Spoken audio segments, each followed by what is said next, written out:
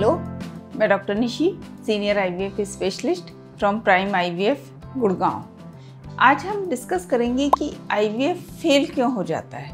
कई बार पेशेंट आते हैं कि हमारा एक आईवीएफ फेल हो गया है, 2 आईवीएफ फेल हो गया है, तो वो ये जानना चाहते हैं कि आईवीएफ फेल क्यों हो रहा है। क्योंकि जो पेशेंट है वो कहते हैं नेचुरल हम कंसीव नहीं कर पाए, इसके बाद आईयूआई से नहीं कर पाए और अब हमारा आईवीएफ भी फेल हो गया है। अब मैडम आप ऐसा क्या करेंगे कि हमारा आईवीएफ सक्सेस हो जाएगा।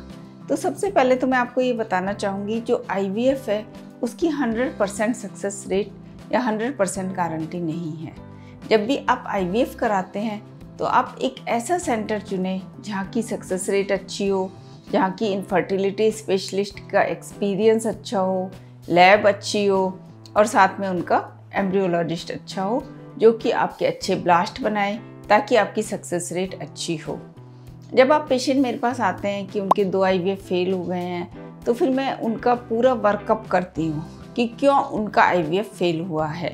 जब उनके आईवीएफ का वर्कअप करते हैं, डे 2 पे मैं जब उनका स्कैन करती हूँ तो पेशेंट कहता है मैडम पीरियड्स आ रहे हैं अभी आप हमारा स्कैन करेंगे। तो मैं उनको यही बताती हूँ कि जो पीरियड के सेकेंड डे मतलब कि ब्लीडिंग के दौरान ही वो ट्रांसवेजाइनल अल्ट्रासाउंड होता है, वो बहुत ही इम्पॉर्टेंट होता है क्योंकि उससे हमें काफ़ी चीज़ें पता चलती हैं।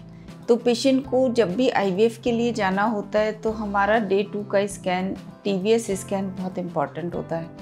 उसमें हम उसकी ओवरी देखते हैं कि ओवरी में कोई एग मतलब फॉलिकल तो नहीं हुआ, सिस्ट तो नहीं है, जो फॉलिकल है नंबर ऑफ फॉलिकल कितने हैं और उनके अंदर ओवरी में कोई एंडोमेट्रियोमा भी नहीं है। तो इस तरह से हमने देखा कि ओवरी में कोई सिस्ट नहीं है, एंडोमेट्रियोमा नहीं है, या एंडोमेट्रियोमा है तो हमें उसका क्या प्रोटोकॉल से जाना पड़ेगा, या उसके फॉलिकल काउंट कितने हैं।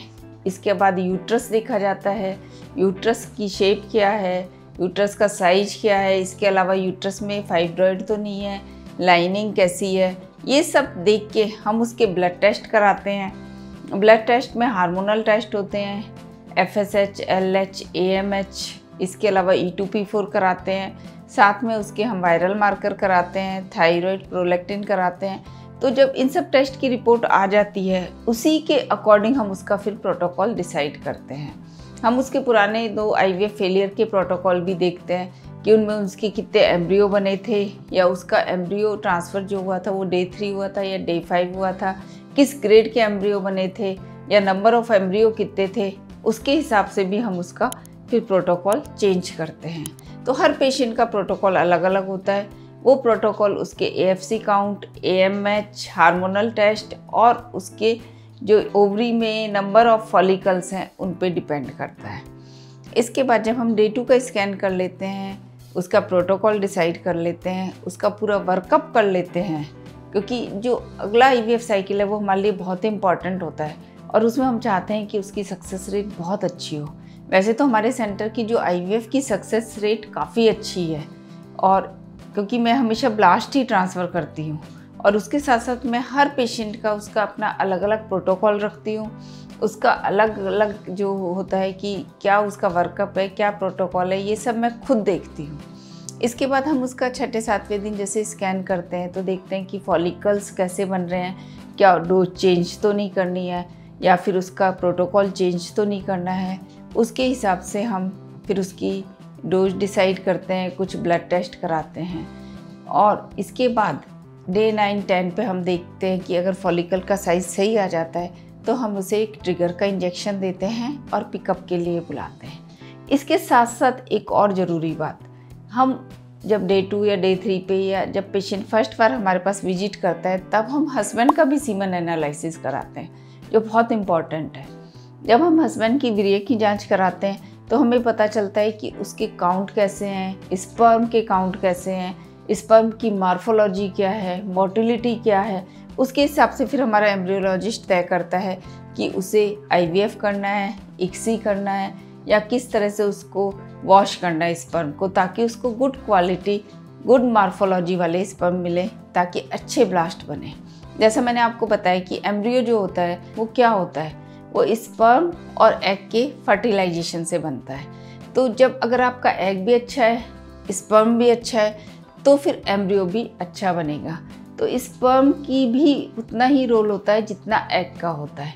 इसके अलावा जब हमारा एम्ब्रियोलॉजिस्ट सीमन एनालिसिस करता है तो वो देखता है कि कुछ अदर सेल्स तो नहीं है, पस सेल्स तो नहीं है। अगर उसको पस सेल्स मिलती हैं तो हम सीमन कल्चर कराते हैं कि क्या इन्फेक्शन हो सकता है उसमें, और उसके अकॉर्डिंग हम जो मेल है उसको कुछ एंटीबायोटिक्स वगैरह देते हैं।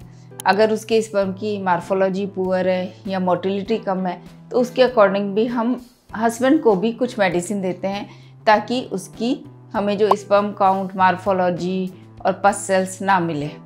इसके बाद क्या होता है, जिस दिन हम पिकअप करते हैं उस दिन हम दोबारा से हस्बैंड का स्पर्म लेते हैं। कई बार क्या होता है कि हस्बैंड काफ़ी को एंजाइटी हो जाती है या हस्बैंड नहीं दे पाते या हस्बैंड में ऐसी कोई प्रॉब्लम होती है तो हम उनका स्पर्म पहले से ही उनका सीमन फ्रीज करके रखते हैं ताकि उस दिन कोई दिक्कत ना हो। इसके बाद जब ब्लास्ट बन जाते हैं तो मैं हमेशा उनको ज़्यादातर फ्रोजन एम्ब्रियो ट्रांसफ़र करती हूँ ताकि IVF की सक्सेस रेट अच्छी मिले। फ्रेश में इतनी अच्छी सक्सेस रेट नहीं मिलती है क्योंकि थोड़ा हार्मोन्स उनके ख़राब हो जाते हैं। जब वाइफ के हम देखते हैं कि सब कुछ सही है, लाइनिंग अच्छी है, तभी मैं फ्रेश ट्रांसफ़र करती हूँ। नहीं तो जितने भी एम्ब्रियो होते हैं उनको मैं फ्रीज कर लेती हूँ और उसके अगले साइकिल में या उससे अगले साइकिल में जब उसका सब कुछ सही हो जाता है तो केवल हम लाइनिंग पे फोकस करते हैं। लाइनिंग की जो थिकनेस है वो मेरे अकॉर्डिंग होनी चाहिए, उसका ब्लड फ्लो अच्छा होना चाहिए, तभी मैं उसमें एम्ब्रियो ट्रांसफ़र करती हूँ। तो इस तरह से आपने देखा कि जब आपका IVF फेल हो गया है तो उसके बाद जब आप हमारे पास आते हो तो हम उसका पूरा वर्कअप करके, उसका सारा प्रोटोकॉल करके, इसके बाद उसके डे 5 के ट्रांसफ़र करके ये सक्सेस रेट अच्छा लाने की कोशिश करते हैं। और हमारे सेंटर की जो सक्सेस रेट है वो काफ़ी अच्छी है। इसलिए आप बिल्कुल निराश मत हो। अगर आपका IVF फेल हो गया है, आप एक बार हमारे सेंटर में आएँ और इसके बाद हम आपको बताएंगे कि किस तरह से आपका IVF सक्सेस हो सकता है। इससे संबंधित आपका और भी कोई प्रश्न हो तो आप मुझे ईमेल कर सकते हैं या फिर सजेशन बॉक्स पे जाके पूछ सकते हैं। धन्यवाद।